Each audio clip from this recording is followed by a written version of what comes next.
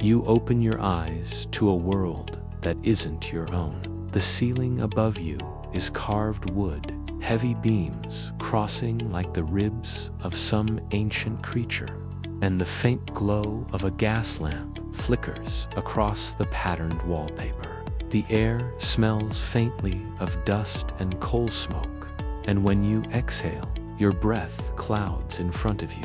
There are no electric lights, no phone screens, no digital hum, just the ticking of a clock that sounds like it's been counting time for centuries.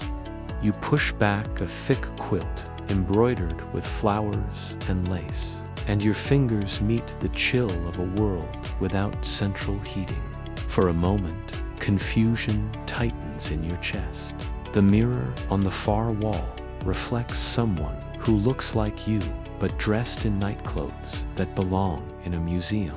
Then you hear a soft knock at the door, followed by the creak of hinges as a young woman enters carrying a porcelain basin filled with steaming water. "Good morning, miss," she says, lowering her gaze. You want to ask who she is, where you are, but her practiced hands move too quickly for you to interrupt. She pours the water into a bowl and places a folded cloth beside it. The air fills with the faint scent of lavender soap. You realize this is how mornings begin in 1860, the height of the Victorian age-an era built on order, routine, and the quiet labor of others. You touch the water. It's lukewarm, barely enough to chase away the cold. As you wash, you notice the room itself, a dressing table crowded with brushes, powders, and bottles labeled in looping cursive. A book of prayers sits by the bedside. The maid returns, this time carrying a strange, stiff garment that looks like a puzzle made of laces and bones. "Your corset, miss," she says. When she begins to lace it around your waist, you finally understand why Victorian women stood so straight, because they had no choice.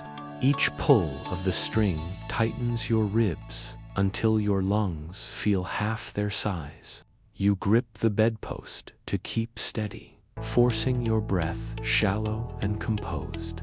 The maid, efficient and expressionless, slides layer after layer of petticoats, chemises, and skirts until your body is buried under fabric. By the time she's done, you're no longer sure where you end and the dress begins.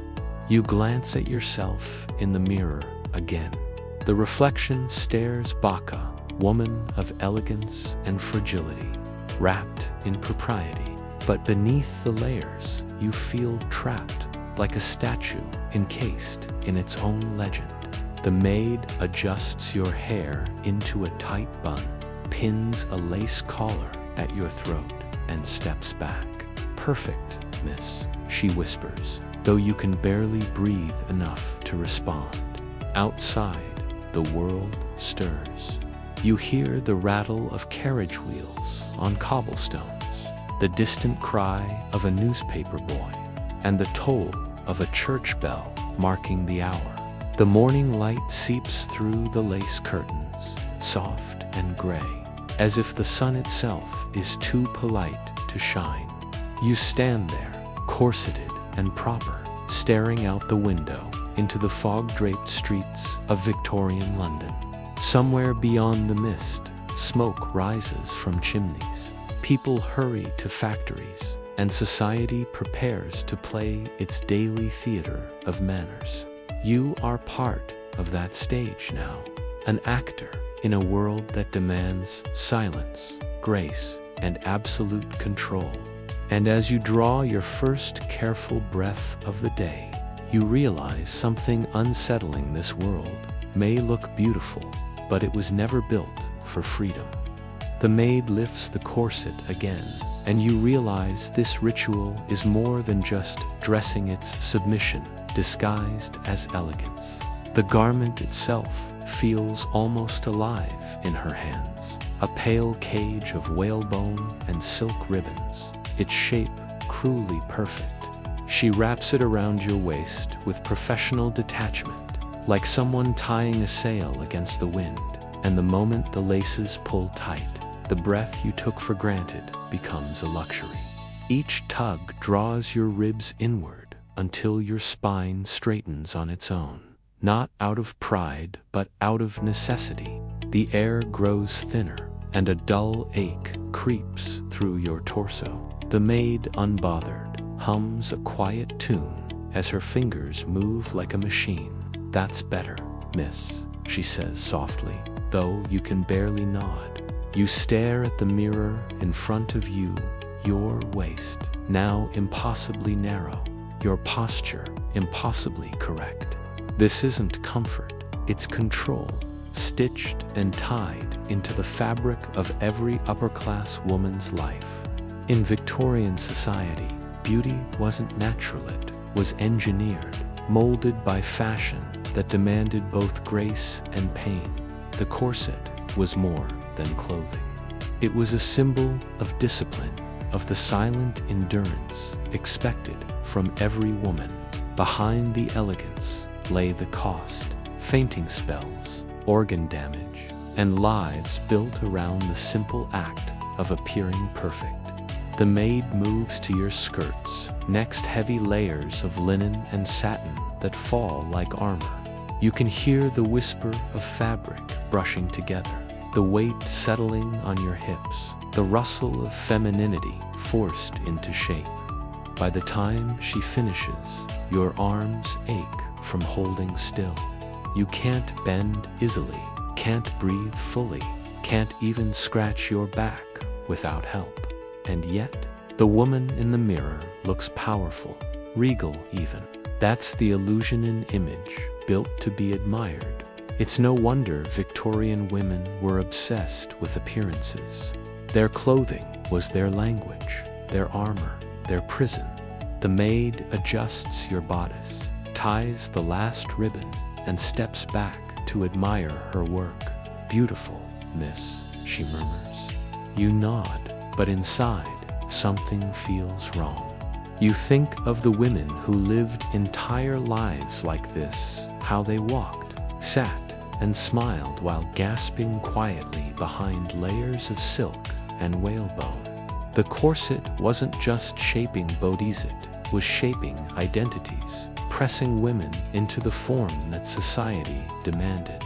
You catch the maid's reflection beside yours. Her dress is plain, her corset looser, her eyes weary. And in that shared glance, you realize both of you are bound by invisible strings. She by service, you by status. You wonder how many mornings she's tightened another woman's corset, watching her gasp, never once questioning the cruelty of the custom, because this is simply how the world works. Outside, the fog thickens, and the dim gaslight from the street stretches shadows across the room. Somewhere in the distance, a bell tolls, again the sound steady, mechanical, relentless. It matches the rhythm of this world, where every woman must perform her role without complaint. You take a shallow breath, your ribs straining against the cage of fashion, and whisper to yourself, "So this is what beauty costs." The maid pretends not to hear, but for a second, her eyes flicker with something understanding, pity, or perhaps the same quiet exhaustion that laces through every breath you take in this suffocating age. Downstairs, the house feels like a different world, quiet but heavy, as if even the air knows its place. You step carefully down a wooden staircase, polished to a mirror shine, your corset tugging with each breath, your skirts whispering against the steps. The dining room is already set. Silver spoons gleam like tiny mirrors. China cups glow pale against the tablecloth, and a faint trace of steam curls from a teapot, as if the morning itself is exhaling. Across from you sits your supposed aunt, a woman whose every movement seems rehearsed by a lifetime of propriety. "Good morning, my dear," she says, her voice smooth, unhurried, carrying the calm authority of someone who has never had to rush. You reply carefully, every word chosen like a card in a game you don't know the rules to. When you lift your teacup, she nods approvingly, always with 2 fingers, never with the full hand. She says, almost absently, as though quoting a commandment rather than giving advice.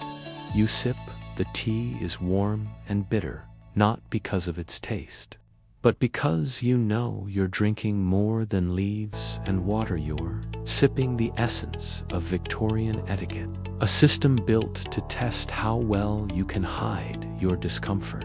Around you, servants move like ghosts, refilling cups, clearing crumbs, their eyes fixed on the floor. They make no sound, no presence beyond their service. You notice how naturally they are ignored, as if invisible. Your aunt talks of weather, of neighbors, of a coming dinner, her voice steady, her posture perfect. You nod and smile where appropriate, but inside you're adrift. This is not conversation, it's choreography. Each phrase, each gesture is measured to maintain the illusion of harmony. You realize how much of life here is performance, where silence is considered virtue and laughter, if too loud, borders on scandal. You wonder how anyone breathes under the weight of such rules. The sound of the clock punctuates every pause.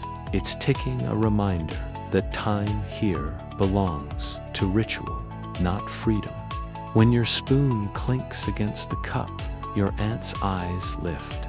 "Gently, dear," she says softly. "A lady never rushes her tea." You smile awkwardly and lower your hand, your fingers trembling slightly from holding everything just so.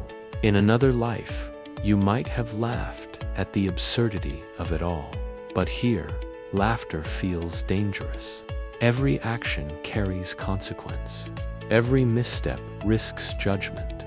You glance out the window. The morning fog curls around the hedges like smoke, and somewhere a carriage rolls past the gate. You realize that even nature seems restrained. Here no loud birds, no wild colors, just the muted palette of control. You take another sip of tea, slower this time, and notice the taste has grown bearable, even pleasant. Maybe that's how people survive in this society. They learn to find comfort inside their cages. But the thought unsettles you. You imagine all the women who've sat at tables like this, smiling politely, never speaking their minds, trained from childhood to be seen, not heard.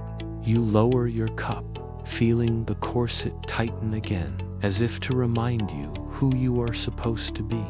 "We will have callers this afternoon," your aunt says, folding her napkin. "Do remember, first impressions last a lifetime." You nod once more, and she rises gracefully, leaving the room with the sound of her silk gown brushing the floor. You look down at your half-empty cup, watching the steam fade away, and think how strange it is to live in a world where even tea feels like a test. You've seen the elegant side of this house, the polished tables, the shining silver, the gentle manners of people who speak softly and move slower than time itself. But now, you hear what happens beneath it. A faint clatter echoes from below, where the floorboards tremble under hurried footsteps. Somewhere in the depths of this house, another world exists, one of firelight, sweat, and constant motion. You descend a narrow staircase, the air growing warmer with every step, and suddenly you're standing in the servants' quarters, where the day began hours before yours. The kitchen is alive, with noise pots clanging, knives chopping, voices murmuring instructions. The cook, her face flushed from the stove's heat, shouts orders that bounce off stone walls. A scullery maid, barely 16, scrubs a mountain of dishes with trembling hands, her apron soaked through. The smell of bread, smoke, and soap fills the room, and the air hums with urgency. Here, there are no manners to perfect, no delicate conversations about weather or society. Down here, survival is the only etiquette that matters. You realize that while your world above is built on grace, it stands on the backs of these invisible people. Every polished spoon, every spotless tablecloth, every warm meal, they are the quiet evidence of someone else's exhaustion. A young man in a dark uniform brushes past you, carrying logs for the fire, his boots covered in soot. He doesn't look up. In the servants' world, hierarchy is as strict as upstairs, but harsher, more demanding. The butler commands with military precision. The maids obey without question. A mistake here doesn't cause gossip, causes punishment. You can feel it in the way they move, in the silence between orders. Each person knows their task, their rank, and their limits.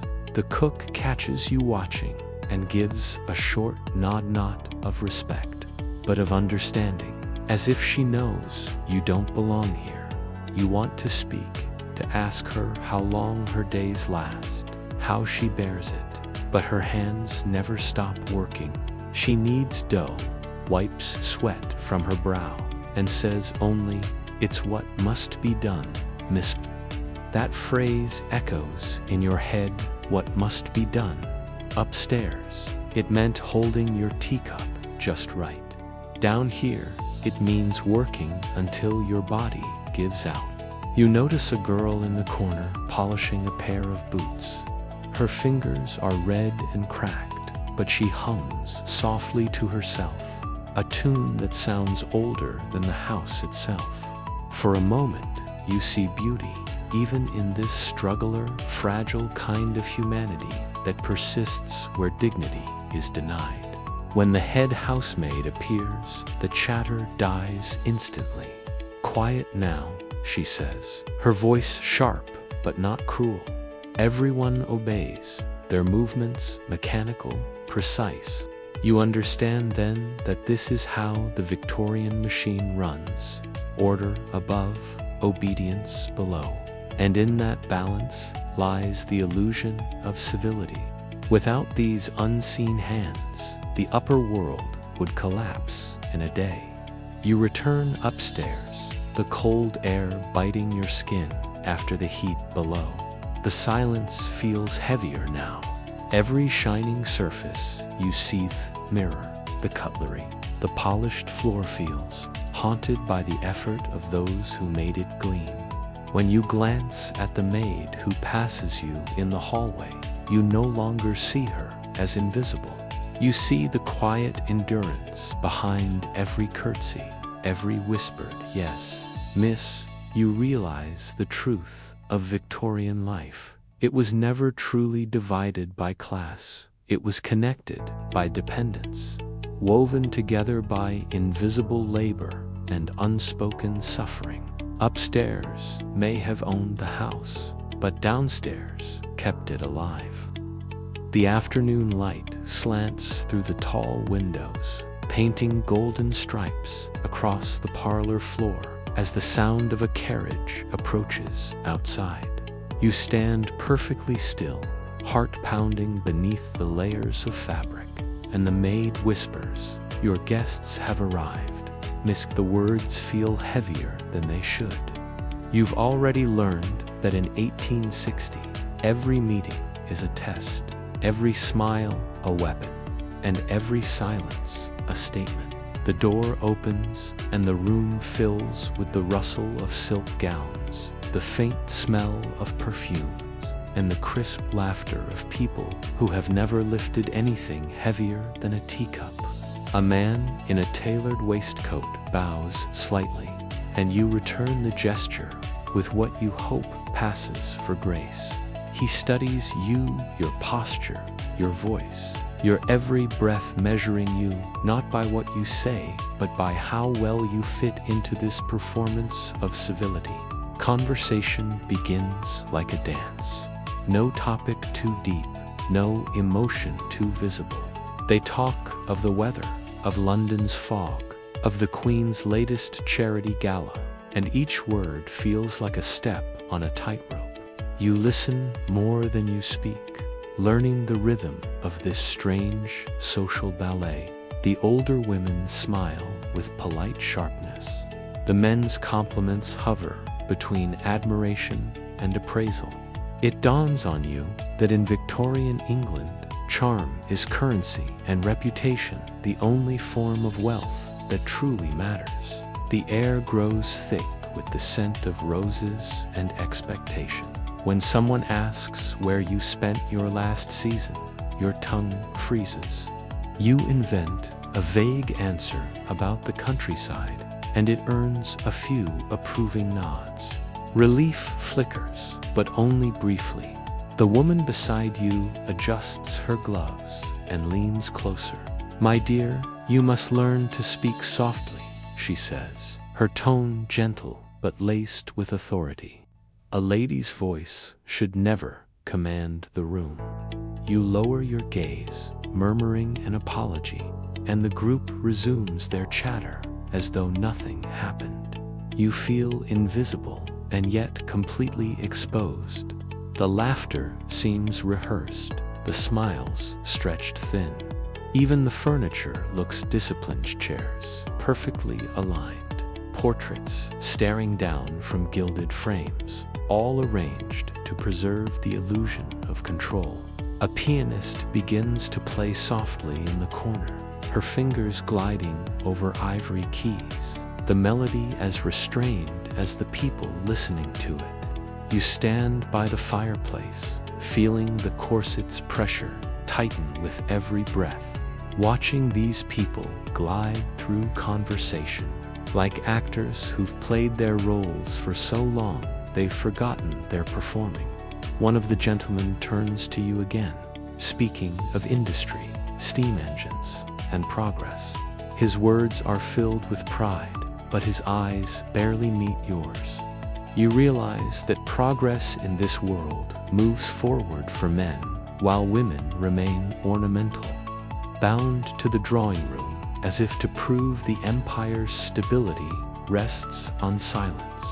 As the guests prepare to leave, there's one final curtsy, one final smile, and a dozen unspoken judgments left hanging in the perfumed air. When the door finally closes and the house returns to its stillness, you exhale, feeling the ache in your ribs and the weight of every rule you've just obeyed. The maid appears to collect the empty teacups, and for a brief moment, your eyes meet. Neither of you speak, but both understand the truth. This is a world made of glass, fragile and glittering, and you are expected to live inside it without ever making a sound. You turn back toward the window. Outside, the gas lamps flicker to life in the growing dusk, their light catching the fog in pale halos. London exhales again, endless, elegant, indifferent, tanned you, trapped in lace and manners. Finally understand that survival here means mastering the art of pretending. You soon learn that in the Victorian world, reputation is not just something you carry, it is the air you breathe, the shadow that walks beside you, and the cage that decides your worth. From the moment you step outside your grand home, every eye becomes a mirror, reflecting who society believes you are. The street outside hums with quiet order. Women glide by in their carriages. Men in tall hats discuss politics at the corner. and even the children seem rehearsed, their laughter measured, their steps tidy. You notice how everyone belongs to an invisible hierarchy, a pyramid of appearances. Reputation isn't earned by kindness or intellect. It's crafted by whispers, glances, and the right kind of silence. One misstep, one rumor, could undo a lifetime of carefully stitched decorum. You overhear your aunt speaking to a neighbor one morning. "The Mortons have fallen from grace," she says in a hushed, triumphant tone.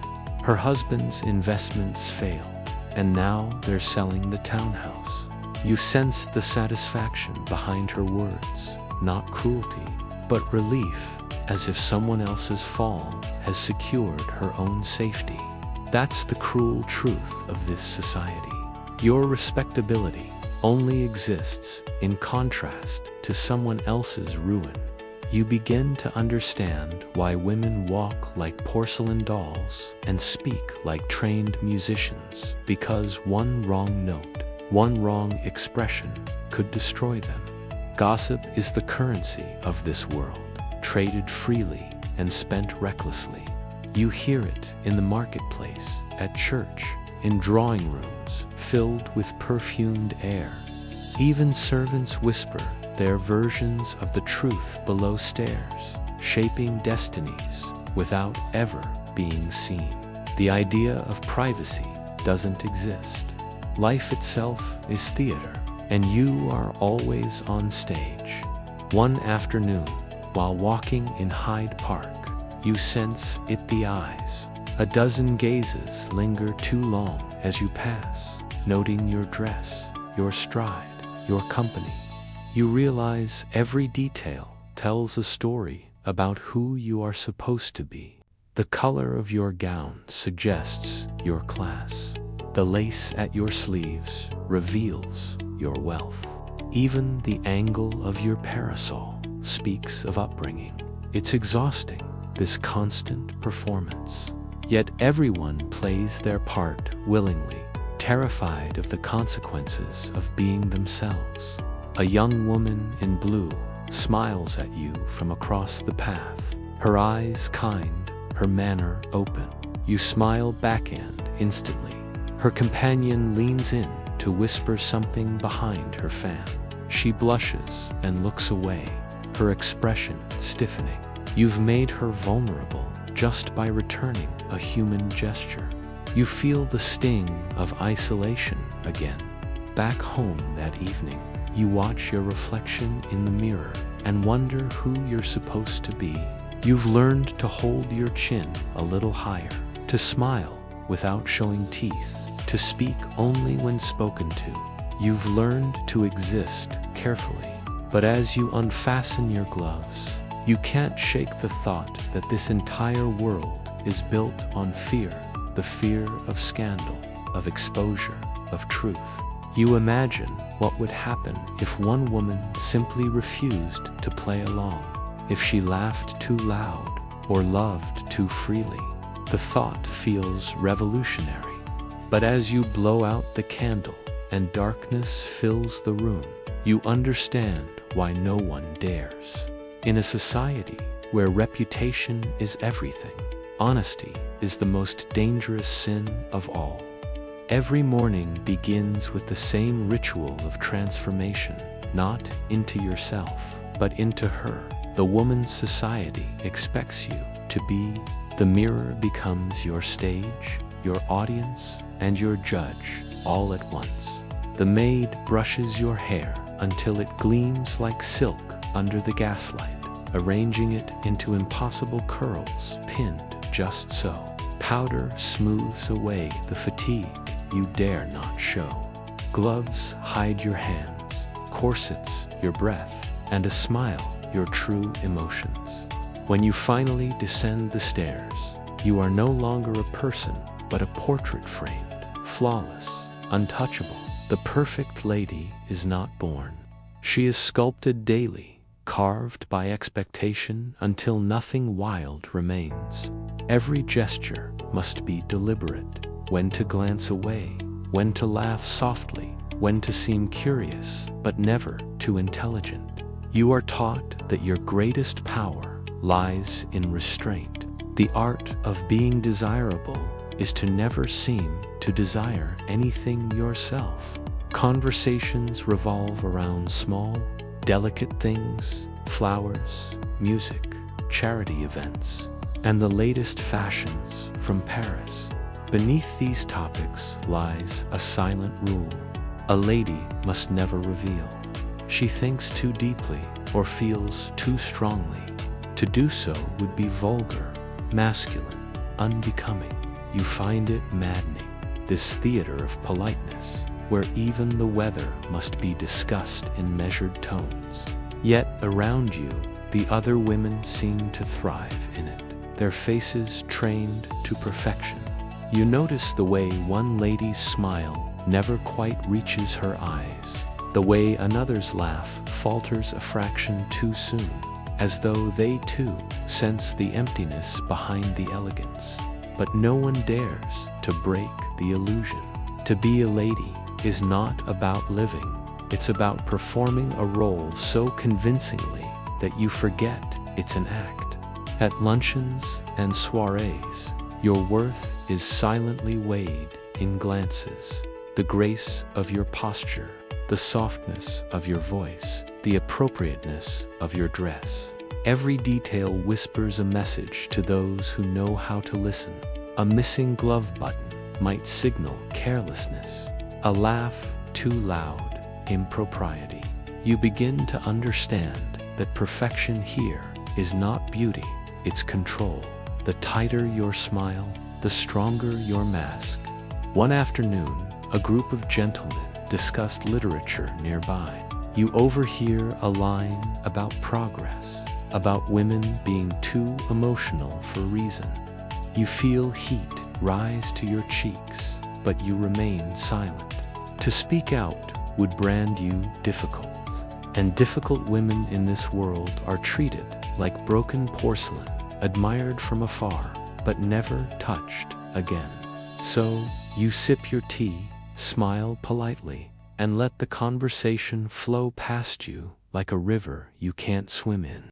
Later, alone in your room, you remove your jewelry piece by piece, as if unwrapping layers of expectation. The silence feels different here, heavier, honest. You stare at your reflection again, but now, she looks like a stranger. The woman in the mirror is flawless, yes, but hollow. You realize with quiet horror that you've been applauded for disappearing. The perfect lady is not free. She's an echo of what the world wants her to be, trapped in lace and manners, worshipped and silenced in the same breath. And as the candlelight flickers, you whisper to your reflection, perfection is a kind of death.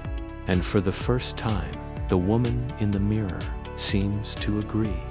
Evening falls with a hush that feels rehearsed, as if the entire city is preparing for one grand performance. Carriages line the street outside the grand ballroom, horses snorting clouds of steam into the winter night. Inside, chandeliers blaze above a sea of satin and silk. Violins sigh through the air. Laughter drips like honey over polished marble floors. You have arrived at your first Victorian ball-in event that promises glamour, but hides a truth colder than the London fog. This isn't a celebration, it's an auction. Every woman here has come dressed not only in her finest gown, but in her worth.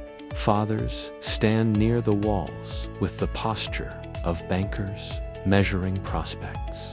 Mothers whisper names and fortunes behind feathered fans. And the daughters, delicate, composed, float through the crowd like expensive paintings waiting for appraisal. You can feel it the moment you step inside, eyes scanning you, not with desire, but calculation. What family? What dowry? What reputation? Marriage here isn't about love, it's about survival, disguised as ceremony. you are introduced to a gentleman whose smile is polished, whose gaze slides across your face like a merchant inspecting fabric.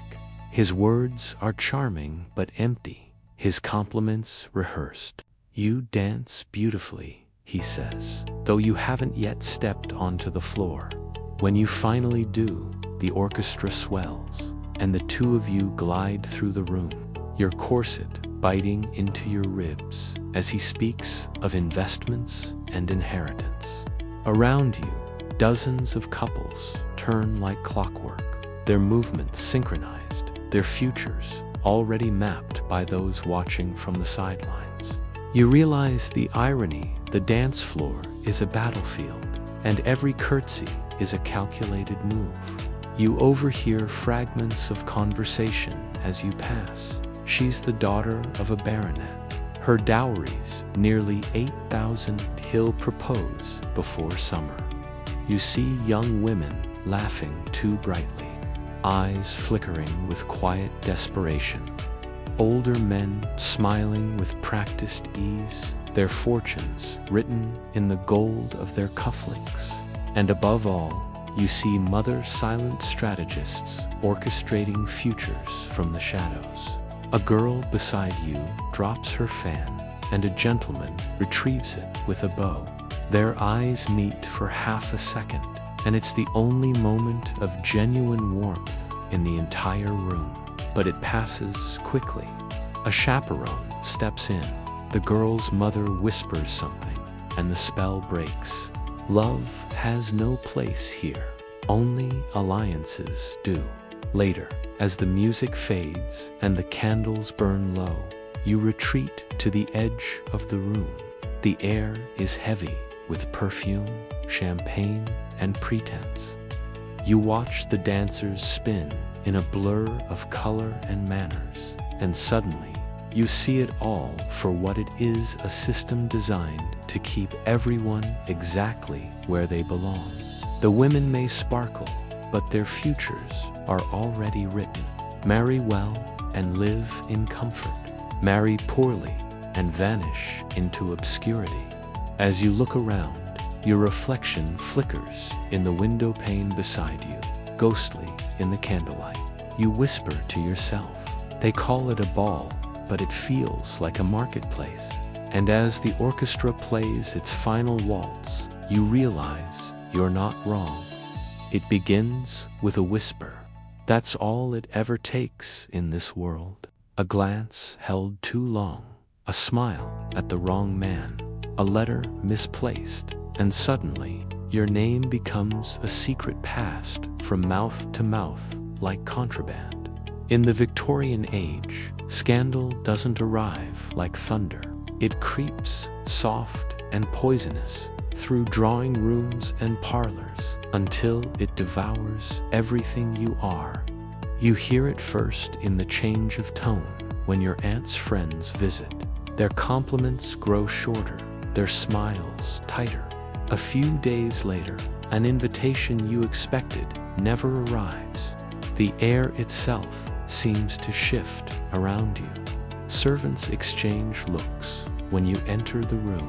The butler's bow feels colder. You've done nothing, but in this society, innocence is irrelevant. Appearance is all that matters, and once it's tarnished, no truth can polish it clean again. You overhear your aunt speaking in hushed tones, the edge of panic in her voice. She mustn't attend the winter gala, she says. Not after the rumors.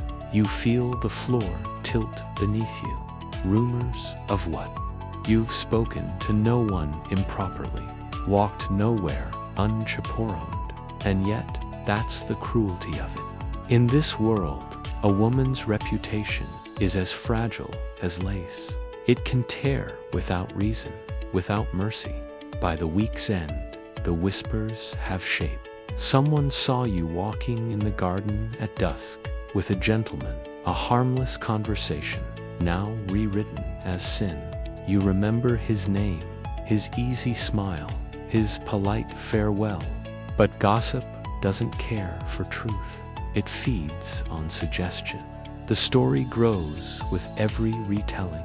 You are painted as foolish, then reckless, then dangerous. Within days, doors begin to close. The women you once took tea with now avoid your gaze. Invitations vanish. Your aunt's voice hardens when she speaks to you. "Do you realize what you've done?" she asks, not waiting for an answer. You do realize, but only now, too late, that in the hierarchy of Victorian virtue, forgiveness doesn't exist. Redemption is a word reserved for men. For women, there is only exile in silence. You retreat to your room, the house echoing with distance. Even the maid who once helped you dress now speaks less, her pity carefully disguised as politeness. You sit by the window and watch the world move on without you.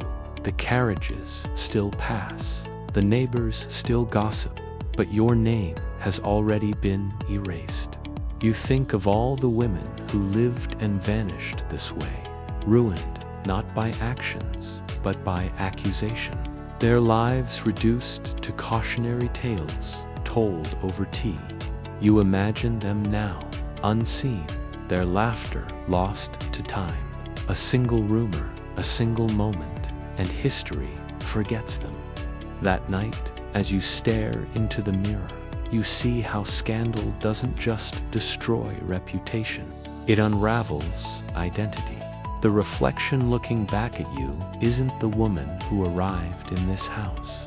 She's quieter now, smaller somehow, as though the weight of judgment has pressed her into the glass. You whisper to yourself, "All I did was exist."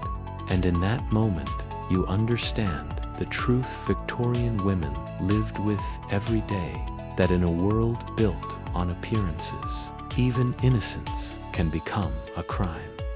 Respectability in the Victorian world is a religion, unwritten, unquestioned, and mercilessly enforced.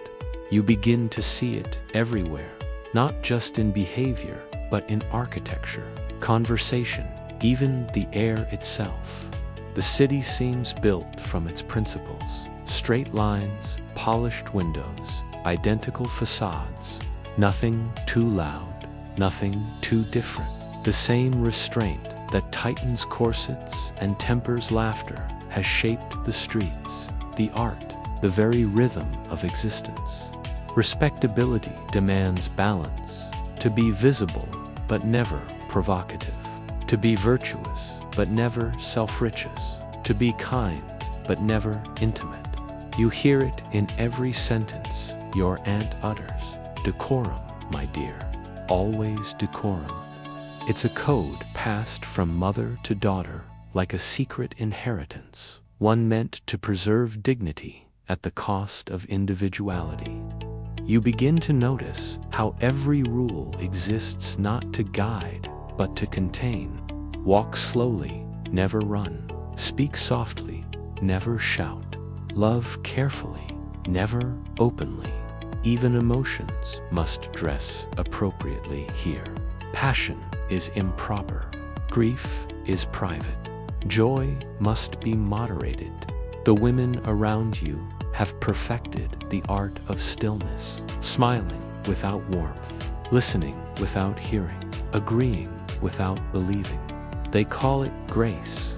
You see it as quiet suffocation. At church, sermons reinforce the same order. The vicar's voice fills the air with talk of virtue, family, and duty. His words flow like a lullaby, soothing and oppressive at once. You look around and see faces bowed in practiced humility, not in faith, but in fear of being seen as anything less than respectable. You realize that in this society, morality is not about goodness, but about appearance. Sin is not what one does, it's what others notice. One afternoon, while helping your aunt prepare for a charity luncheon, you watch her select the right flowers for the table, not the brightest ones, Because too vivid a color invites attention, she says. The comment seems trivial, yet it echoes deeply. Respectability here is not living beautifully.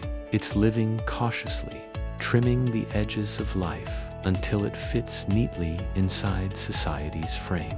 The more you try to conform, the more you vanish into it. You see it most clearly in the older women, elegant, admired, but hollow, their lives so polished that nothing of themselves remains. They have become ghosts dressed in silk, haunting the drawing rooms of a world that rewards obedience more than authenticity. That night, as you walk through the quiet house, you hear the clock ticking like a metronome, keeping time for generations of the well-behaved. You stop before the mirror again. The reflection stares back, graceful, composed, utterly respectable. And yet, behind the perfection, there's something breaking. You touch the glass as if to reach for the person you used to be, the one who could laugh freely and speak without permission. But the glass stays cold, unyielding. You whisper, "Respectable enough." And the silence answers yes, but it feels like defeat. You suddenly understand what this world truly demands. Not your virtue, not your goodness, but your surrender. And as the last candle flickers out, you realize that respectability, for all its beauty, is nothing more than a gilded cage, polished so brightly that most people never notice the bars. The drawing room, by daylight, is a shrine to civility. Every cushion fluffed, every vase precisely centered, every surface gleaming as though polished by invisible hands. But when dusk settles and the last visitor departs, this perfect little theater becomes something else entirely. The gas lamps burn lower, the walls seem to lean in, and suddenly the silence feels alive. It's here, in these quiet hours, that truth dares to breathe. You begin to notice the small betrayals of appearance. A discarded letter tucked beneath a cushion, the faint scent of tobacco where no gentleman has sat, a half-finished glass of brandy beside a woman's embroidery. Behind the polished veneer, the Victorian household hides more than dust. You've learned by now that this era worships reputation, but what it fears most is honesty. Every family guards its secrets like heirlooms. The respectable widow, whose laughter fills the pews at church, keeps a locked drawer filled with letters from a man long dead. The dutiful husband, praised for his moral firmness, slips out at night, leaving his walking stick by the door so no one asks questions. Even the servants know and say nothing, because silence is its own currency here. You see it in their eyes when they pass through the drawing room after dark, and understanding that truth, like smoke, must be contained before it stains the curtains. One evening, you find yourself alone there. The air smells faintly of lavender and burnt oil. On the mantel sits a photograph, a family portrait, flawless and stiff. Yet when you lift it, you find another behind it, the same woman, younger, her arm around a man who is not her husband. You freeze, feeling the weight of her secret like a pulse beneath your fingertips. It hits you then. The entire structure of Victorian morality is built on concealment. The drawing room, where visitors admire your grace, is also where you bury your truth. You can almost hear the ghosts of whispered conversations lingering in the wallpaper, a confession hurriedly withdrawn, a tear stifled before it could fall. The house itself seems complicit, trained to keep its owner's shame within its walls. You think of your aunt, whose composure never cracks, whose eyes sometimes stare too long into the fire. What does she hide? What does everyone hide? The clock ticks steadily, indifferent to the secrets it measures. You imagine how many nights like this have passed, how many confessions have died beneath this roof. It's a strange comfort and a quiet horror to realize that you are surrounded by lives lived in whispers. You touch the piano keys softly, the note echoing through the emptiness. In that single sound, you hear it all, the longing, the loneliness, the quiet rebellion beneath the surface of decorum. For the first time, you understand that beneath the grandeur of this age lies a fragile, trembling humanity, desperate to be real but terrified to be seen. You replace the photograph, straighten the lace cloth, and when the maid enters, you smile as if nothing has happened. The room returns to its perfect stillness, and once again, the secrets of the house hide politely behind the curtain of respectability. Beneath the grand staircase, past the heavy kitchen doors, lies the true heart of the Victorian house, a world few guests ever saw and fewer still acknowledged. Down here, the air is thicker, the light weaker, and the rhythm of life faster. The servants' quarters hum with constant motion, footsteps echoing through stone corridors, the clatter of dishes, the soft rustle of uniforms brushing past each other in silence. They rise before dawn, invisible hands that keep the grand illusion upstairs alive, while their employers sleep surrounded by velvet and candlelight. The servants scrub, polish, and prepare ghosts that make luxury possible. You begin to see how this hidden world mirrors the one above, only harsher, stripped of courtesy and ornament. The butler's authority is absolute. The housekeeper's word is law. Beneath them, scullery maids and footmen work until their bodies ache, forbidden from showing fatigue or opinion. You pass one in the hallway, a girl no older than 16, her fingers red from soap and cold water. She doesn't meet your gaze. She can't. Respectability upstairs depends on obedience below. Every secret whispered in drawing rooms, every letter hastily hidden, every scandal neatly avoided. The servants see it all. They are the silent witnesses to the truth of the Victorian household. The cook knows which gentleman slips in late at night. The maid knows which lady cries behind her door. Yet they say nothing.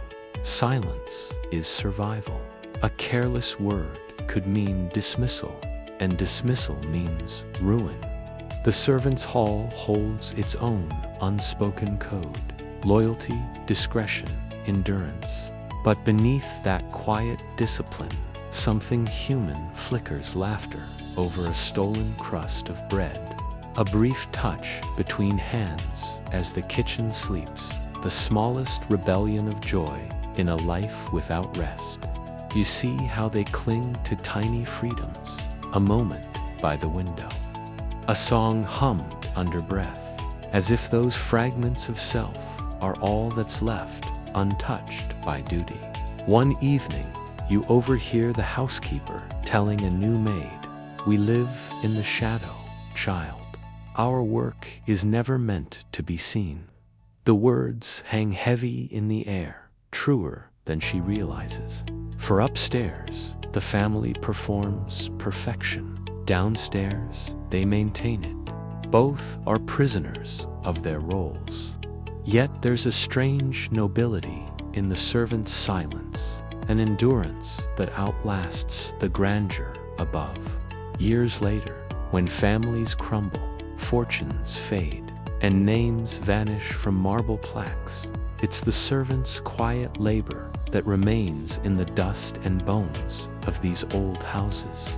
You can feel it even now, the echo of their footsteps in the floorboards, the ghostly rhythm of hands that never stopped working.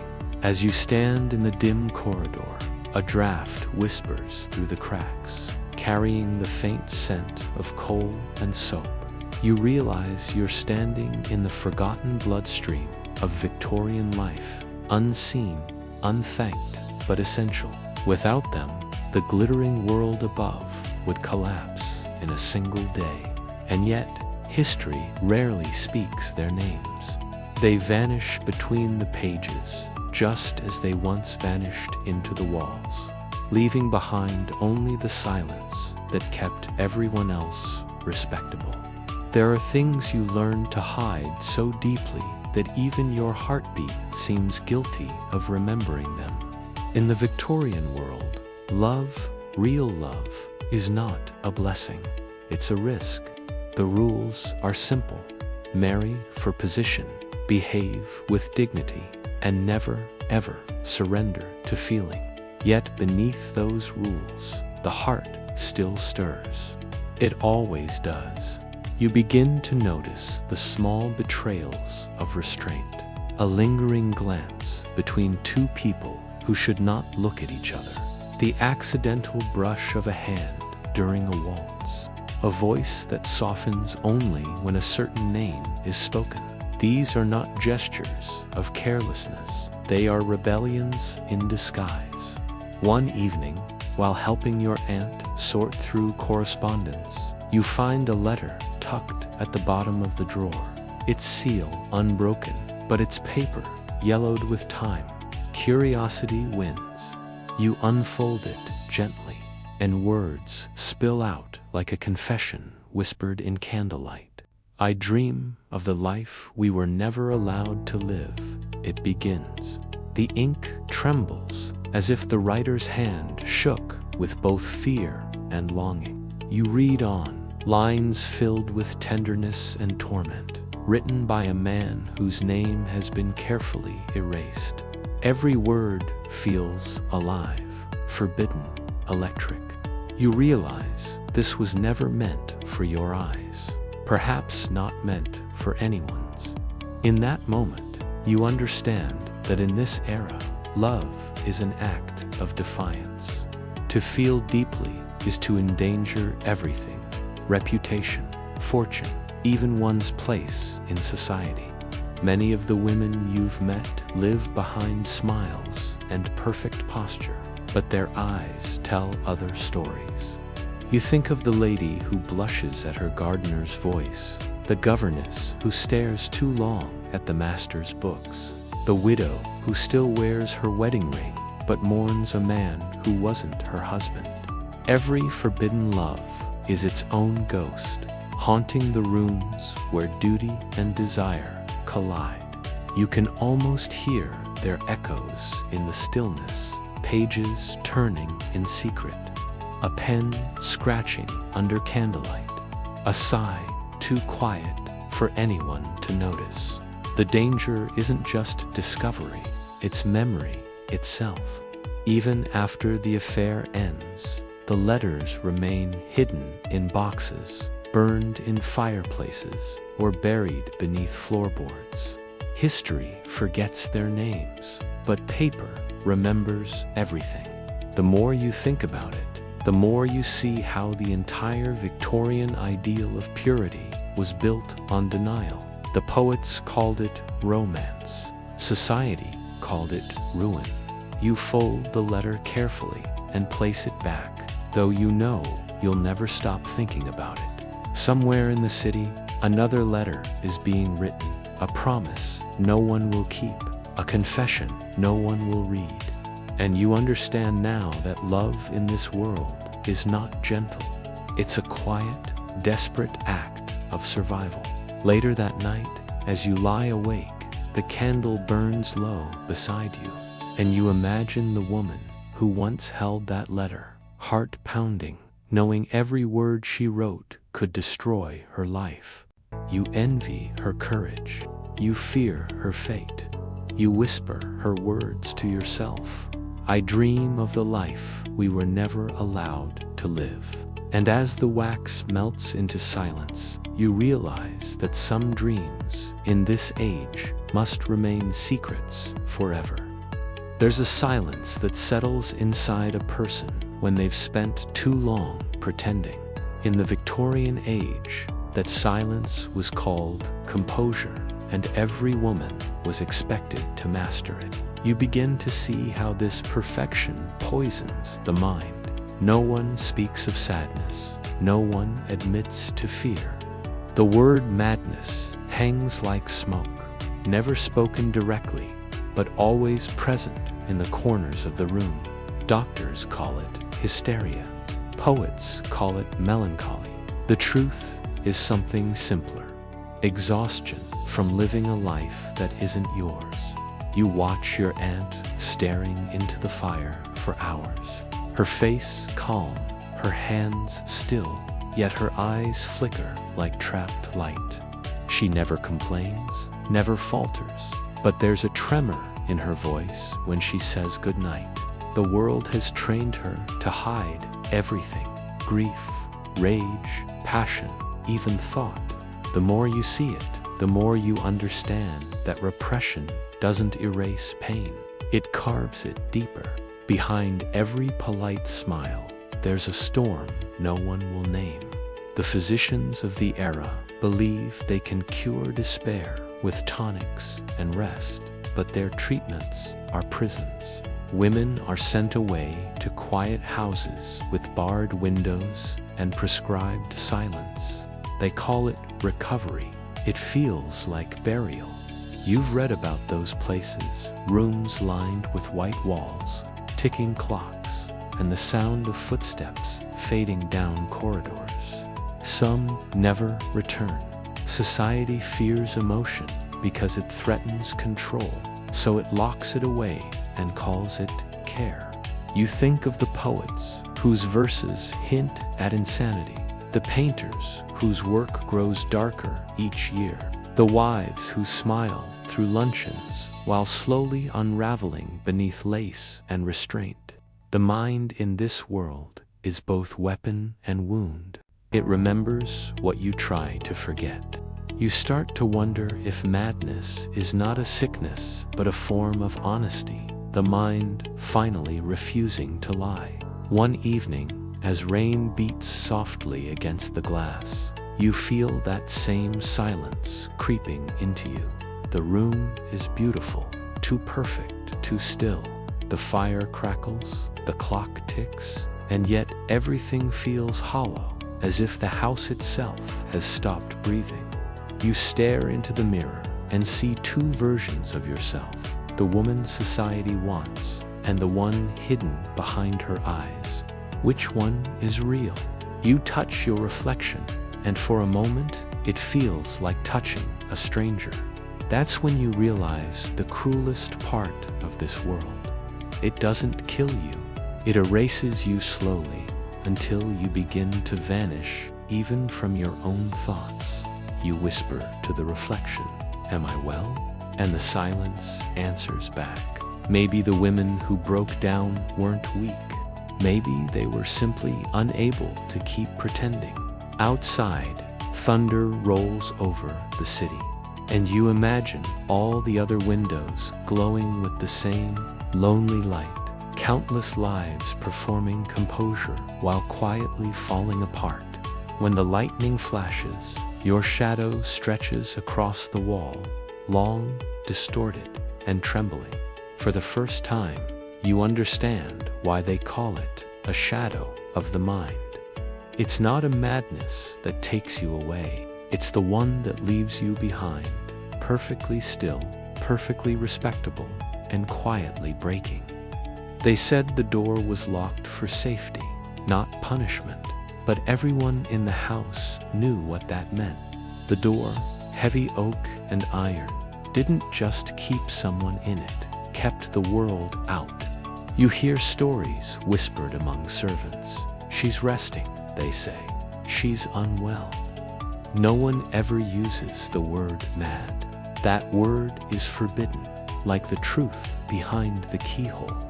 In Victorian society, when a woman spoke too freely, dreamed too wildly, or simply refused to obey, she was sent away. The house would grow quieter, polite conversation resumed, and the locked door became just another part of the decor, like a portrait that no one dusts anymore. Inside, though, silence becomes its own kind of scream. Imagine the room, sunlight filtered through lace curtains, walls covered in floral paper that once seemed lovely but now feels alive with patterns that crawl. A single chair, a writing desk stripped of ink, a Bible, a mirror turned to the wall. The air thick with lavender and loneliness. Days stretch, nights collapse, and the mind folds in on itself. You've read the letters of women who lived like this, wives confined by their husbands, daughters hidden away in attics, all in the name of dignity. For her nerves, the doctors say, prescribing isolation as cure. But solitude doesn't heal, it consumes. You start to understand that the locked door is more than wood and metal. It's the final symbol of Victorian control. It's what happens when respectability turns cruel. Each creak of the hinges, each step in the hallway outside, becomes the rhythm of captivity. The woman inside begins to talk to herself, to the shadows, to the paper she isn't allowed to write on. She counts the hours by the crack of light on the floor. Her thoughts, once delicate, now sharpen into survival.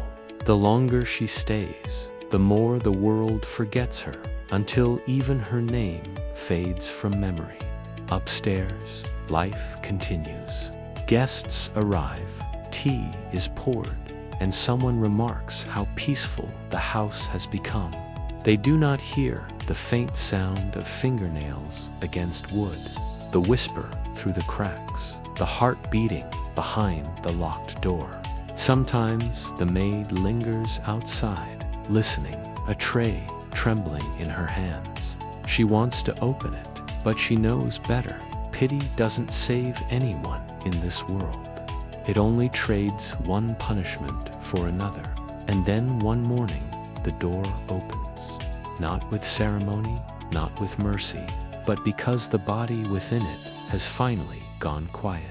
They say she died of fever, of weakness, of frailty. But you know the truth. She died of being unheard. The door closes again, lighter now, the secret sealed back into the house's bones. You walk past it days later, and for a moment you think you hear something. Not a cry, not a voice, but a presence. The memory of everyone who's ever been hidden away. And you realize that the Victorian age isn't haunted by ghosts of the dead. It's haunted by the silenced living. At dawn, the city no longer wakes to birdsong, but to the whistle of engines. Smoke rolls over rooftops like a second sky, and the air tastes of coal and ambition. This is the new world being born, not in palaces or parlors, but in factories where men, women, and even children trade daylight for wages. The rhythm of Victorian life has changed, no longer ruled by the rising sun, but by the turning gears of machines. You walk through the streets of Manchester and feel the ground vibrate beneath your feet. Brick chimneys pierce the clouds, spilling black smoke into the air until even the heavens seem stained by progress. The sound is constant, metal striking metal, hammers echoing like thunder, carts rattling down cobblestones, voices shouting through the fog. The Industrial Revolution isn't just changing how people work, it's changing what it means to be human. Everything moves faster now, cloth spun by iron fingers, trains slicing through the countryside, letters traveling farther than anyone thought possible. Yet behind the marvel lies exhaustion. The factory gates open at sunrise and close long after the stars appear. Inside, rows of workers bend over machines that never stop. You see faces smudged with soot, eyes glazed with fatigue, hands scarred from endless repetition. Progress has a price, and it is paid in sweat. Still, there is something mesmerizing about this age, a feeling that the world is expanding, that boundaries once thought eternal are dissolving. In every puff of smoke, there's both creation and destruction. The old rural calm is gone. Villages become cities overnight, and the countryside empties into the furnaces of industry.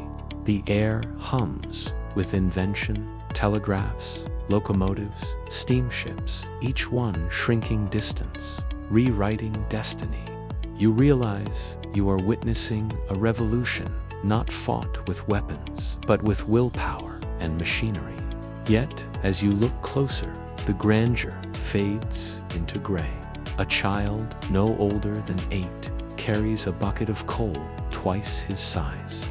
A woman coughs into a rag blackened with soot. A man's eyes flick toward the clock. 5 hours left in a 14-hour shift. These are the unseen architects of progress, the silent army building the empire's future. And above them, in the offices of polished brass and oak, the industrialists grow rich enough to touch the clouds their chimneys made. You can't help but wonder, is this triumph or tragedy? The smoke obscures the answer. By night, the factories glow like furnaces of creation, their windows burning against the darkness.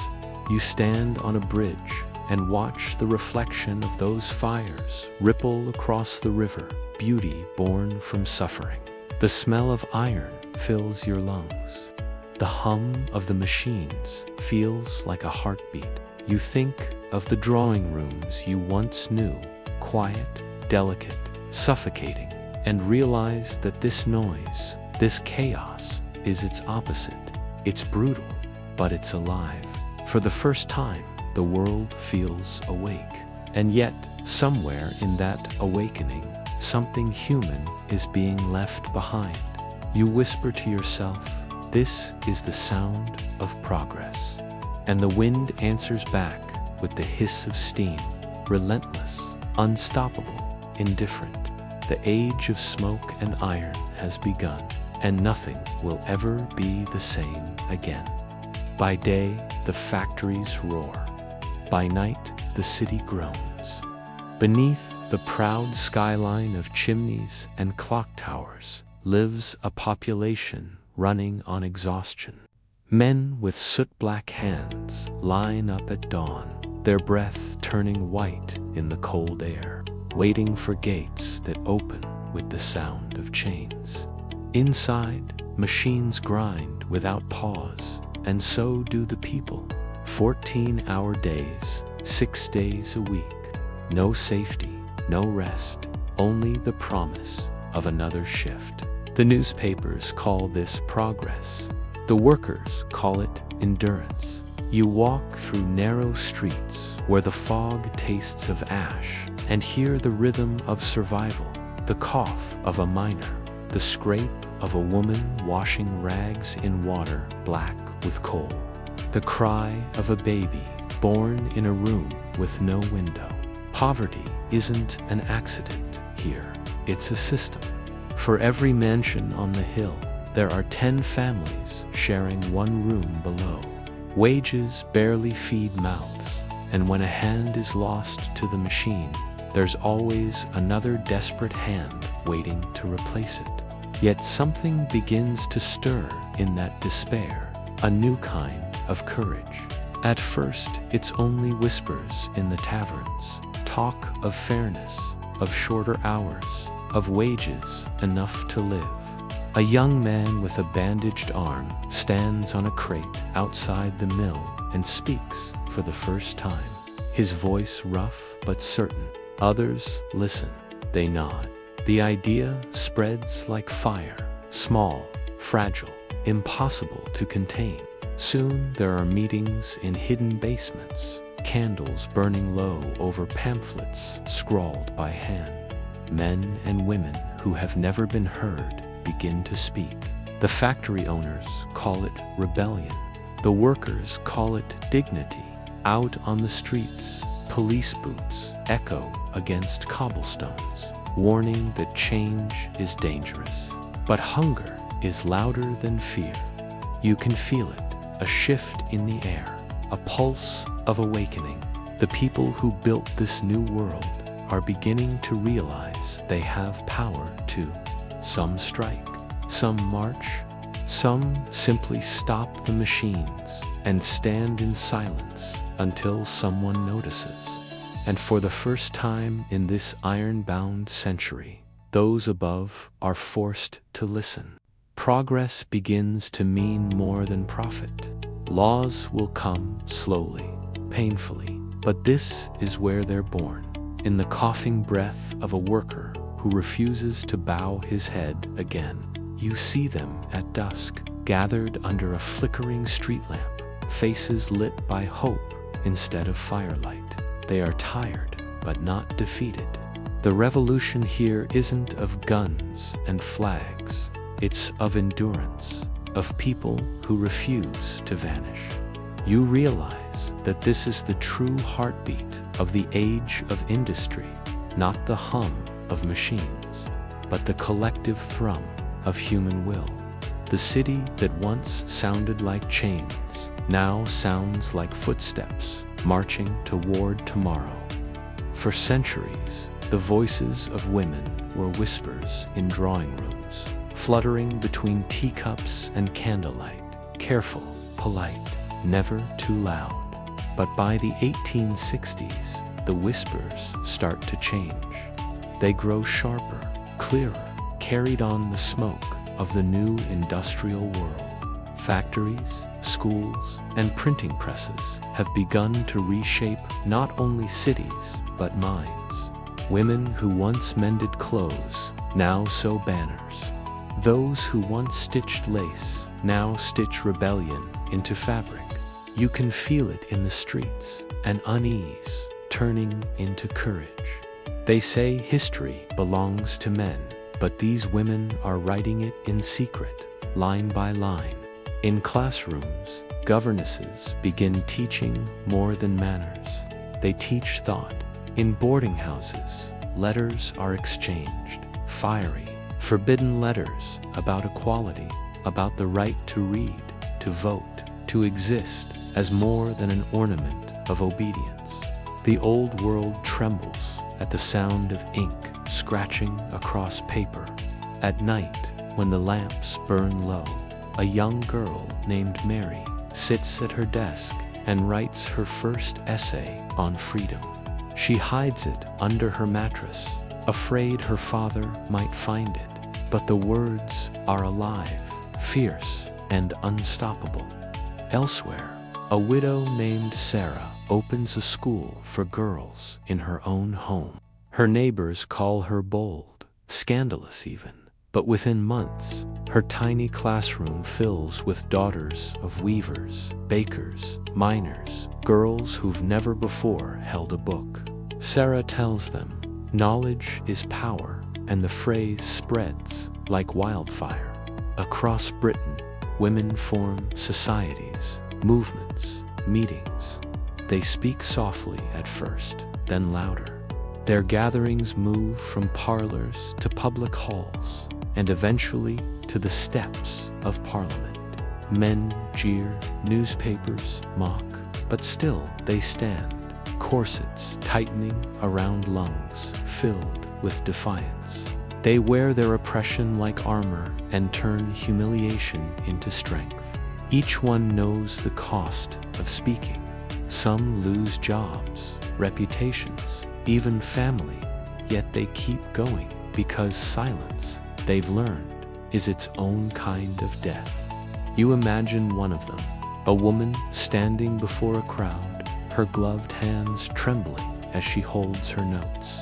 The air is thick with smoke and sweat, but her voice cuts through it like a blade.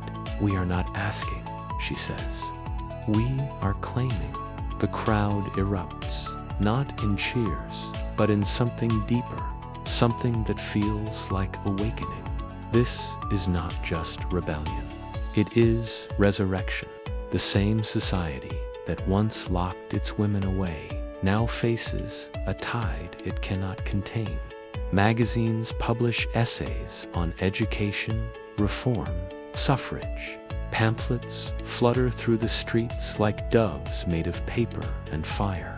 Every one of them carries a heartbeat, the heartbeat of a future being born. The change is not instant. It will take decades. But in this moment, in this era of soot and struggle, something irreversible has begun. You can see it in their eyes. The same quiet determination that once kept them silent now fuels their speech. The world has taught them to bow, and they are learning to rise. You realize this is the true machinery of change. Not iron or steam, but courage. The courage of women who refuse to vanish. When the factories fall silent and the city sleeps, you can still hear it faintly through the fog. The sound of pens scratching, banners unfurling, footsteps echoing toward history. The century turns like a wheel of steel. Everywhere you look, the world is in motion. Trains thundering across the countryside. Ships slicing through the Atlantic, telegraph wires whispering across continents. The Victorian age has become a living machine, pulsing with innovation. What began as smoke and iron has become something bigger, a dream of mastery over distance, time, even nature itself. You stand at a railway station at dawn, the air thick with coal, dust, and excitement. Steam hisses, gears grind, and the platform trembles under the weight of the future. A train roars past, its carriages gleaming like polished armor. People cheer, wave, and clutch their tickets, not just for a journey, but for transformation. For the first time in history, ordinary men and women can outrun their own pasts. A telegram can cross oceans faster than any ship. A photograph can capture a soul in silver and light. The Victorians begin to believe that there is no limit to human power, but behind every marvel lies a shadow, invention without compassion. In laboratories filled with gaslight and glass, scientists chase knowledge with reckless hunger. Electricity dances across copper wires. New medicines promise to cure what once seemed divine punishment. But for every cure, there's a consequence. The same engines that connect the world also consume it. Forests vanish, rivers turn black, cities suffocate under progress's breath. You begin to realize that this age is not just inventing machines, it's inventing humanity itself. People redefine what it means to be alive in a world that moves faster than the heart can follow. You walk through London and see how light itself has changed, no longer from candles, but from gas lamps that turn night into an imitation of day. Crowds gather beneath them, mesmerized by the glow, unaware that they're watching the future take shape. The factories hum like organs in the body of a colossal city. Everything sound, motion, even thought becomes mechanical, synchronized. The poets call it progress. The philosophers call it madness.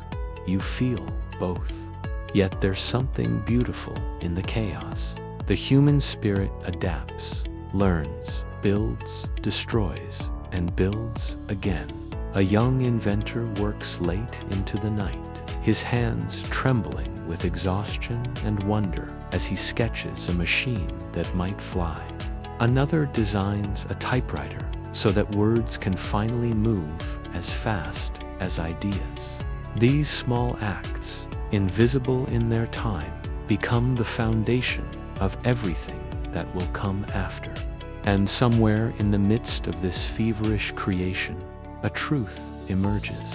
Progress is not a destination, it's a hunger, a desire to reach beyond the limits of the possible, no matter the cost.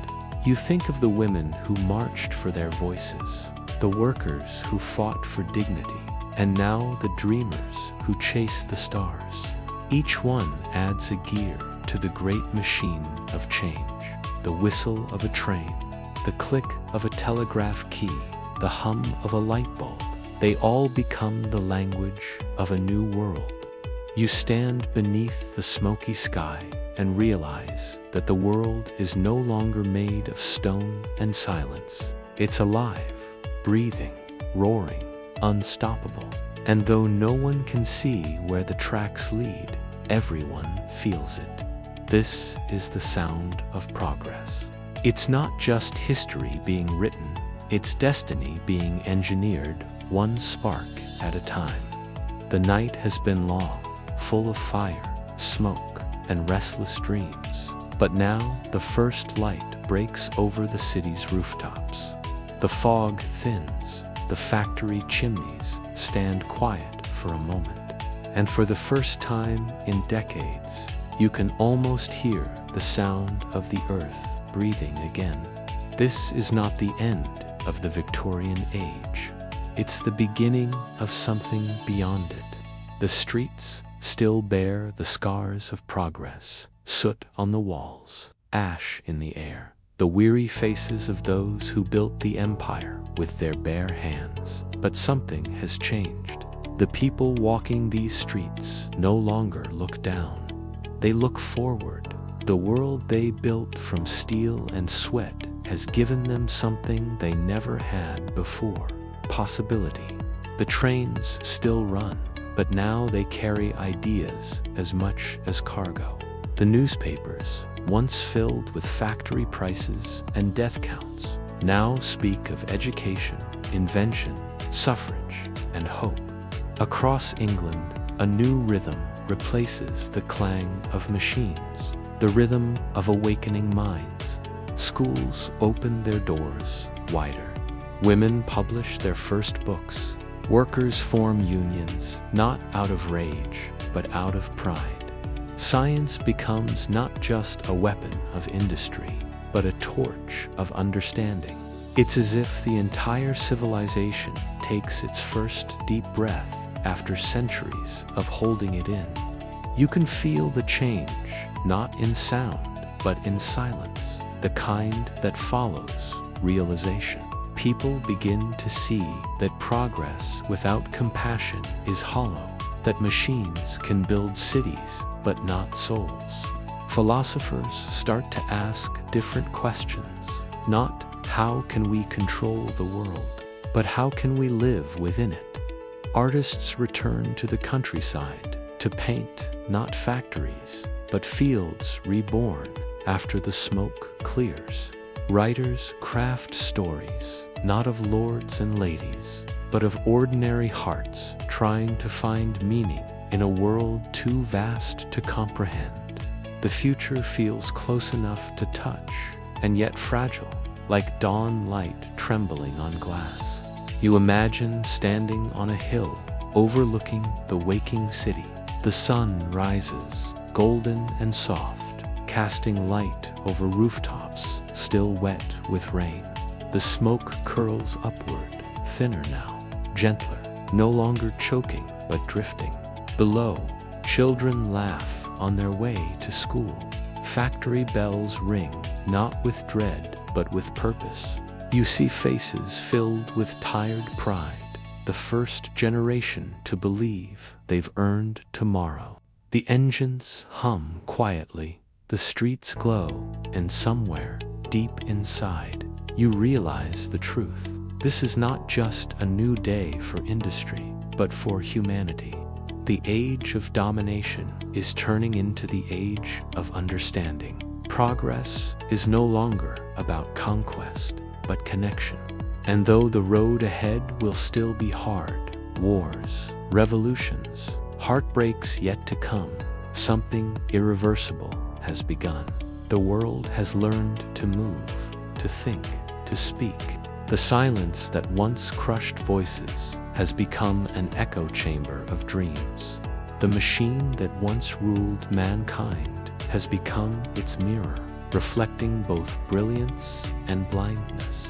But for now, in this quiet, glowing morning, there is peace, fragile, precious, fleeting, but real.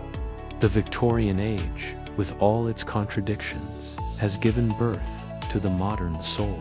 And as the first rays of sunlight strike the iron rails, you know this: the world will never be the same again. History doesn't begin with war or invention. It begins with a voice.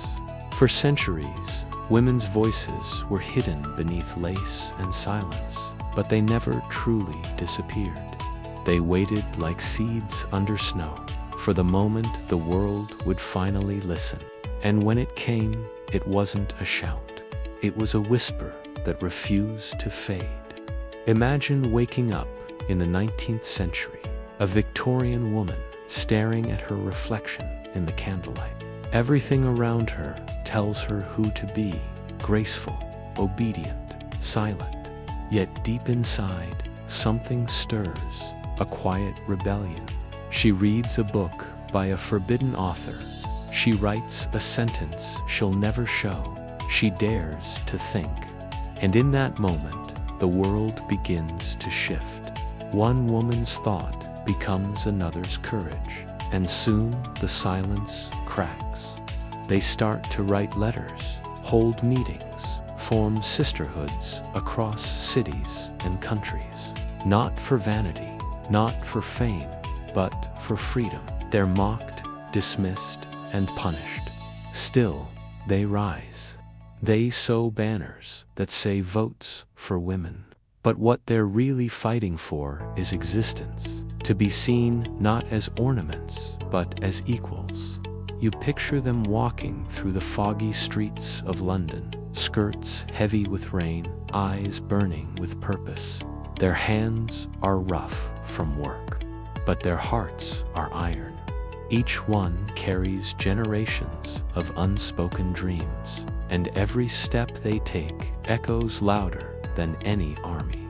Newspapers call them dangerous, husbands call them ungrateful, but history will call them extraordinary.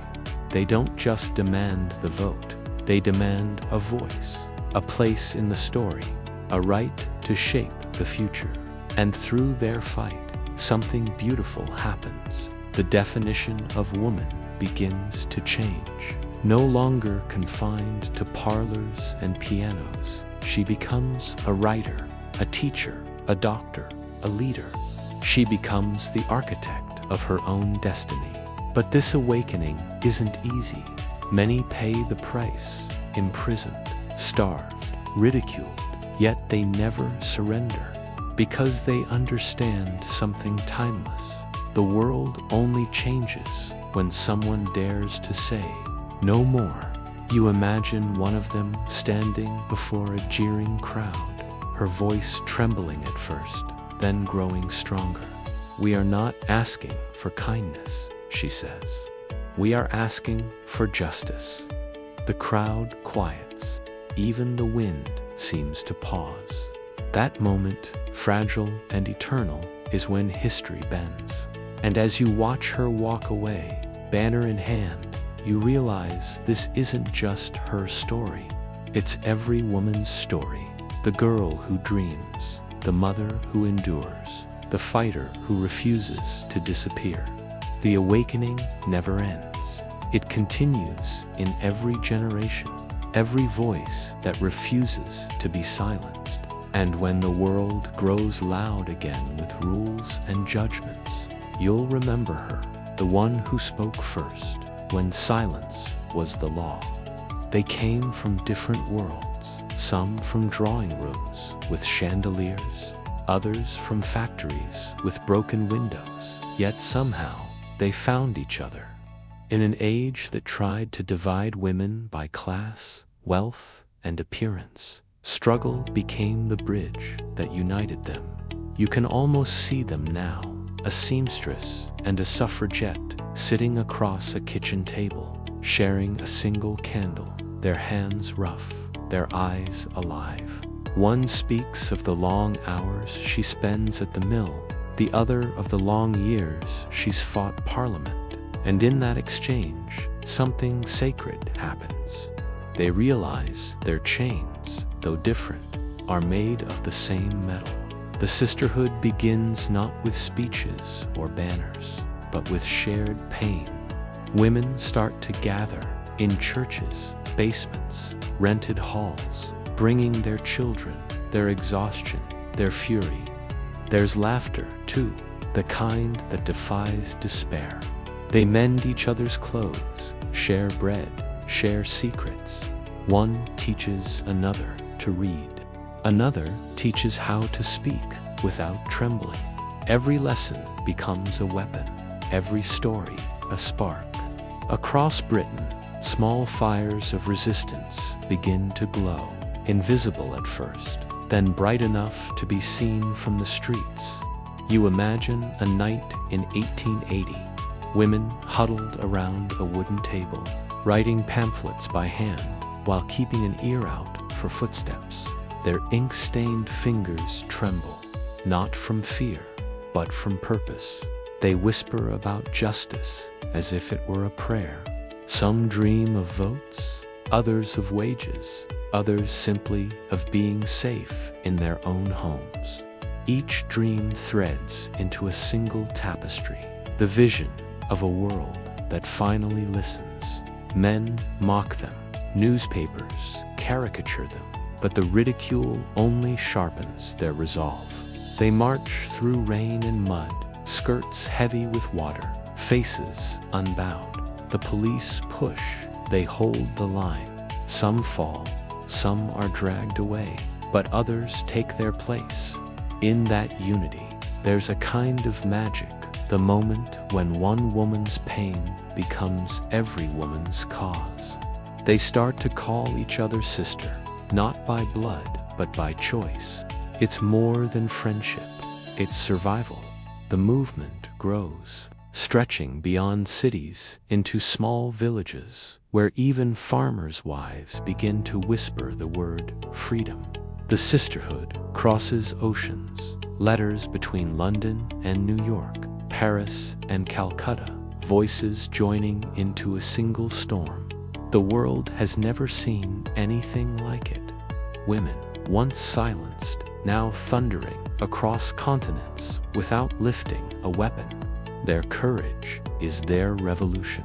You see one of them, an old washerwoman, her hands cracked from years of labor, standing beside a young university student holding a banner. They nod to each other, no words needed. One fought with her body, the other with her mind, but both fight for every woman yet to be born. And you realize that this, more than politics or laws, is what truly changes history, connection. The moment women stop seeing themselves as separate and start seeing themselves as one. The sisterhood is not perfect. It argues, it fractures, it heals, but it endures because it's built on the simplest, strongest truth of all. When one woman stands, she never stands alone. Freedom never comes softly. It doesn't arrive with applause or comfort. It comes with bruises, broken glass, and the sound of boots echoing down stone corridors. For the women of the movement, every victory is carved from pain. They fight not with weapons, but with will, and the world answers with chains. You can see them, Johnny, a line of women standing outside a prison gate at dawn, breath turning to mist, skirts torn from the last march. They look fragile, but they are made of something unbreakable. Inside, their sisters sit on cold floors, locked in iron cells for daring to ask for justice. The newspapers call them criminals. The guards call them hysterical. But behind those bars, something powerful happens. Stripped of comfort, they discover strength. One begins to sing, her voice low, cracked, but defiant. Others join in, until the entire corridor hums with rebellion. It's not music, it's resistance. They go on hunger strikes to protest their treatment. The authorities respond with cruelty, forcing food through metal tubes, leaving scars that never fade. Yet they endure. Every act of brutality only fuels their resolve. They write secret notes on scraps of paper, smuggle them out in laundry baskets, and those words, shaky, bleeding ink, ignite fires outside the walls. They can cage our bodies. One writes, but never our spirits. And outside, their sisters keep marching. Rain falls, stones fly, windows shatter, but so does silence. Each arrest makes headlines. Each act of violence turns sympathy into outrage. Slowly, the tide begins to turn. People who once mocked now begin to listen. You can almost feel the shift, as if the entire empire hesitates, wondering how long it can fight women who refuse to break. Even in pain, they carry themselves with grace. One woman, released after months in prison, walks straight to the next rally, her steps slow but steady. Her face is pale, her hands trembling, but when she speaks, her voice is clear. If my suffering wakes the conscience of a nation, then it is a small price to pay. The crowd weeps. The world listens. You realize that freedom is not a gift. It's a transaction, one paid for in courage, blood, and the refusal to disappear. Behind every right we take for granted, the vote, the voice, the choice, lies a history of women who were beaten, silenced, forgotten. Yet they kept going, because they believed in a future they would never live to see. That's the tragedy and the beauty of their fight. Their pain built the foundation for someone else's peace. As you imagine their faces, tired, defiant, illuminated by torchlight, you feel a chill. These women did not die famous, but their courage became immortal. History often remembers the kings and generals, but the real revolutions are fought by those who have nothing left to lose except their silence. The price of freedom was never just votes or laws. It was their lives, their voices, their bodies, standing as proof that even the smallest flame of defiance can burn through the darkest night. The world begins to change, but it doesn't happen in grand proclamations or sudden victories. It begins quietly, in the footsteps of women who refuse to bow. You can imagine the streets of London and Edinburgh filled with determined marchers carrying banners, pamphlets, and hope. The mist clings to their skirts, but their eyes shine with purpose. Every speech, every pamphlet, every act of courage is a pebble dropped into the still waters of society, and slowly the ripples grow into waves. Newspapers that once mocked these women begin to publish letters of support. Ordinary citizens start asking questions. Teachers invite girls into classrooms that were once forbidden. Lawyers and doctors begin to acknowledge that women's minds and voices matter. Across Britain, the government can no longer ignore the rising tide. It is not one act, one protest, or one speech, but the accumulation of years of relentless courage. You see the faces of the women who started it all, some young, some old. Some whose lives were nearly broken by imprisonment or hunger strikes, standing together in solidarity. They are tired, yes, but their exhaustion is nothing compared to the fire that burns inside them. This is not about recognition or applause. It is about the fundamental right to exist as equals, to have a say in the world that has long ignored them. The turning tide is felt in small victories. First, a local law changes, a school opens, a university admits its first female students. Then bigger changes follow, discussions of suffrage, of representation, of justice that cannot be silenced. You can almost hear the echo of their footsteps reverberating through history. Each protest, each speech, each act of bravery chips away at centuries of oppression. And it is not without resistance. The streets are not safe. Ridicule is everywhere. Backlash is relentless. Yet the women persist. They teach one another patience, strategy, and resilience.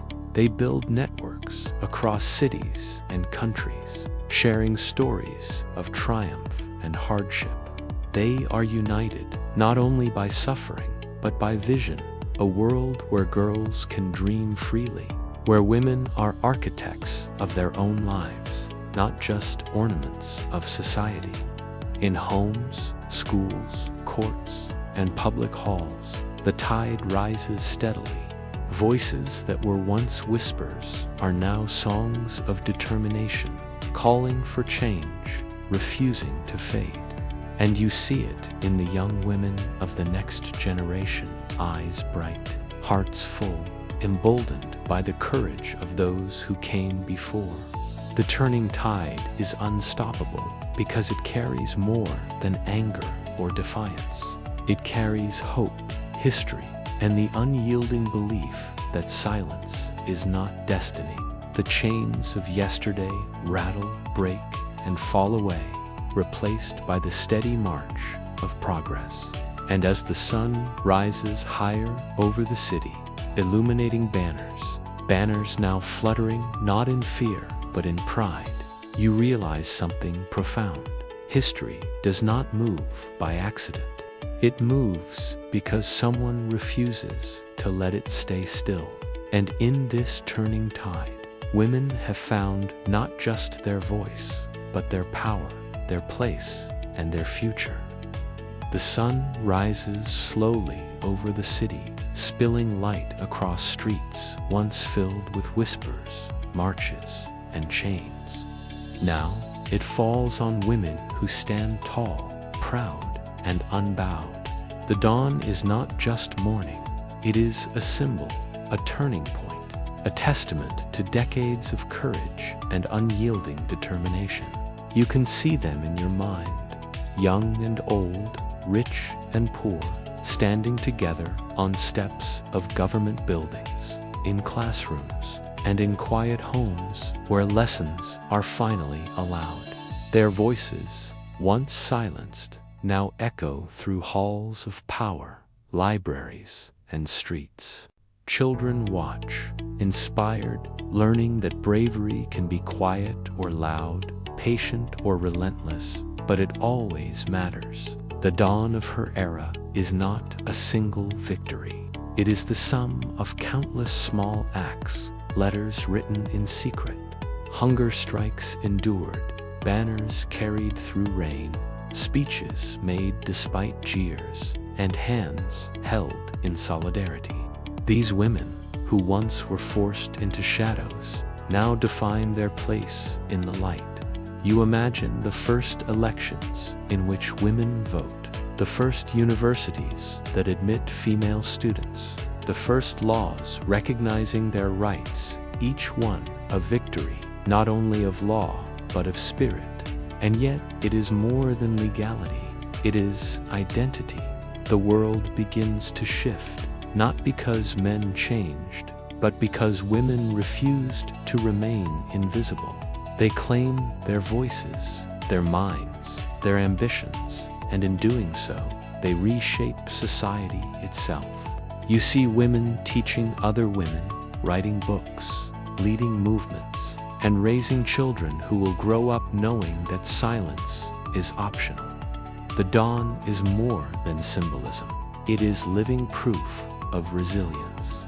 And while there is still work to do, the impossible has been achieved. The first light of equality shines where once there was darkness. The streets that echoed with protest now carry the songs of triumph, but the memory of struggle remains like a shadow beneath the sun. It reminds everyone that freedom is earned, never given, and that the courage of one generation becomes the inheritance of the next. You picture an old suffragette, her hands lined with age, standing beside a young girl, holding her hand. She whispers, "This is yours. Guard it well." And the girl nods, understanding that the fight continues, but the dawn has come. From candlelit rooms to crowded halls, from secret letters to public marches, from imprisonment to recognition, the journey has reached its first horizon. The women of the Victorian age, and all who followed, have left a legacy that cannot be erased. And as sunlight glances off banners, books, and hopeful faces, you feel it clearly. This is the dawn of her era, a world changed not by force, but by courage, persistence, and the refusal to be silenced. History, at last, is listening.